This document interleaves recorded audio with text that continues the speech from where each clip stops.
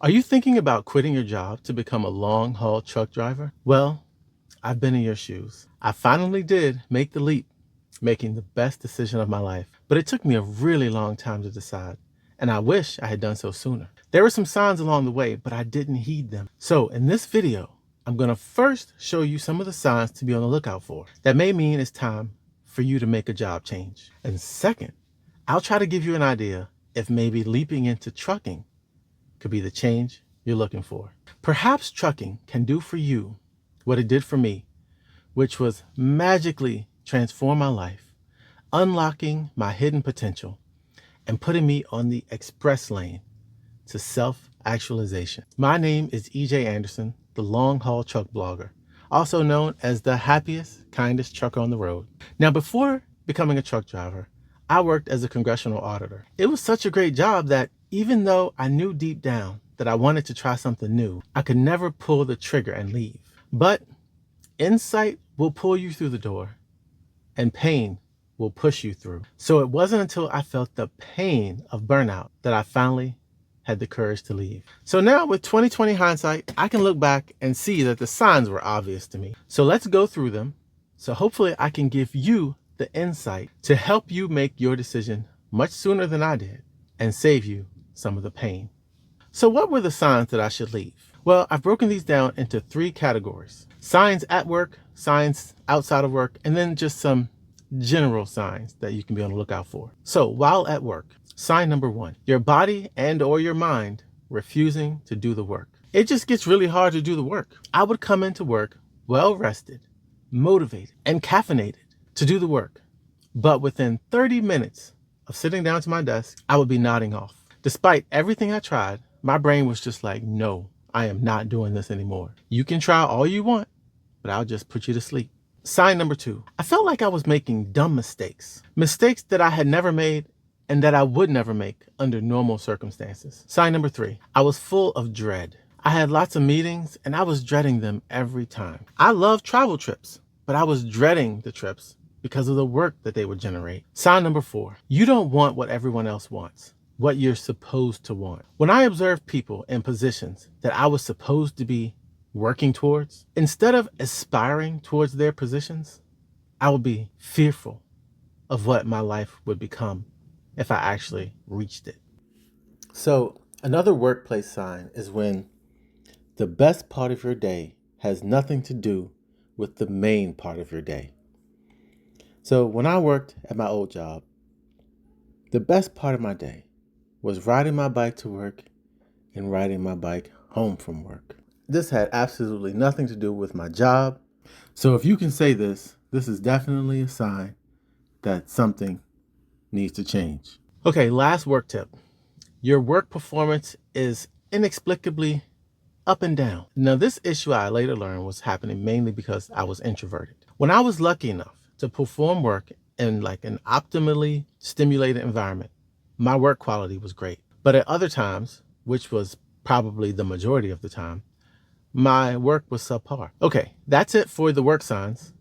Let's go to the out of work signs. Okay, these next set of signs are just signs you might notice when you're just out living your life. Okay, the first one is time spent off from work is just spent recovering to go back to work. All I wanted to do on my day off was nothing. But then I would force myself to do stuff because I'm like, well, if I'm not doing anything, I'm just working and not doing anything. What am I working for? But forcing myself to do stuff just made me even more drained and burnt out. Prematurely aging or getting gray hair. I had a noticeable change of gray hair seemingly overnight. I went to a detail in Washington, D.C. for a year, and when I came back to my home office, one of my coworkers said, "What happened to your hair? Is that what they did to your hair up there?" Okay, sign number 3, family or spousal troubles because you're overstimulated at work and it's trickling into the home. Sign number 4, your workouts are lethargic with no sort of like mind-muscle connection. I work out regularly, and like anybody else, I have good and bad days. On the good days, you kind of feel like you're 10 years younger than you are. And on the bad days, you feel like your age or older. But after I quit my job, my workouts flipped from being mostly bad days to mostly good days. So I just felt younger overall. Okay, sign number 5, daydreaming more often. I daydream nonstop before I went trucking. I would dream of winning the lottery, creating these more and more elaborate scenarios of what I would do with the money if I won. This was a form of escape. But I don't daydream much at all now that I have found work that fulfills me and makes me happy. Now all that energy I spent daydreaming is transformed into productive energy towards the things I'm passionate about, running my business and my personal projects. Okay, the last tip for this category is if you find yourself on any type of medication, that's a sign. Now, I hesitated putting this one in here because it's not technically my personal experience, but when I was composing the script for this video, I met a woman and I did a coaching session for her. And we had a conversation about this, and I believe that things happen for a reason, and that's why I'm putting it in this video. Everyone is unique and special, and has a special gift to give to the world. And to medicate your unique essence is not ideal. If you can envision a way of living your life or setting up your life to where you wouldn't need medication, then you don't need it. Your life circumstances need to change, not you. All right, so that's it for the life signs. I've got just a couple more that I just feel like they're just general signs that you might need to make a change. So the first one for me, I just felt numb. Like I was just going through the motions. I just didn't feel energetic or fully alive. I think the only way to describe it is to say this. You know that feeling you feel when you're on vacation? Well, now I know that every day in all of life can feel like that. Another general sign is that you know deep down you want to make a change, you just don't know how to do it. Or you know deep down you want to make a change, but you're afraid to do it. All right, that's it for the signs. Now that we've reviewed the signs you should be on the lookout for, that could mean you might need to make a change. Let's see if we can get an idea of how big an impact making that job change could be for you. And one of the ways we do that is figuring out if you are on a local peak. So I could have never imagined the upside potential my life had from the vantage point of my old job and my old life.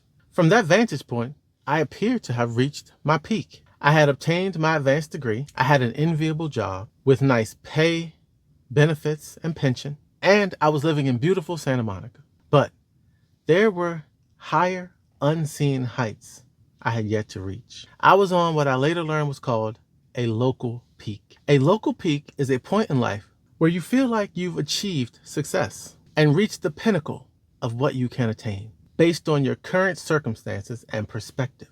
But in my case, without knowing it, this success was limited and constrained by my current environment, my mindset, and the stress that I was under. It's a peak that may seem impressive, but it's not the highest and most fulfilling version of what your life can be. Beyond this local peak lies greater potential and opportunities that are hidden from view and only become visible when you move beyond the constraints of your current situation.